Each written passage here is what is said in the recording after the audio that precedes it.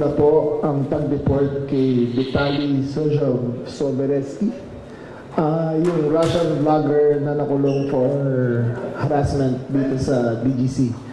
He has served out his sentence. He is now on queue for deportation back to Russia.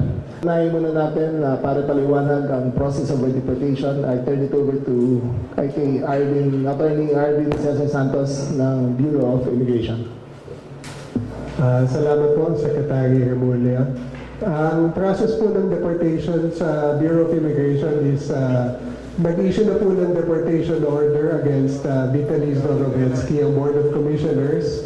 Nakalagay po doon sa ating deportation order na ang pag-deport sa kanya ay subject to clearances ng NBI at saka yung courts kung saan siya nagkaroon ng kaso. Yung mga kaso po niya sa Taguig, RTC at NTC ay na-resolve na rin and deemed served na rin po yung penalty niya doon.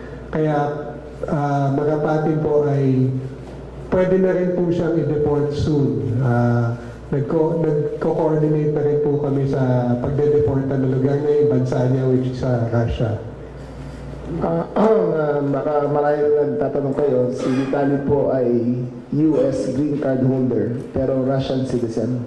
So ang normal process niya na hindi yung country of residence kundi yung passport of origin. Ang passport niya po ay galing sa Russia, kaya doon po ang processing ng deportation.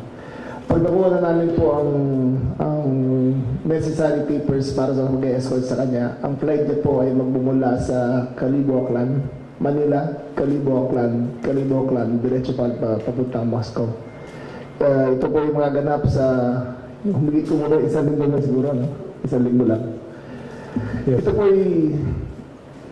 let this be a reminder to all our visitors here in the Philippines that we always welcome tourists and visitors.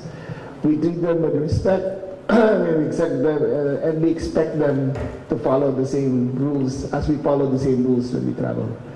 We have no ill feelings against Vitaly. He has served his time and he has shown his remorse and he is now a free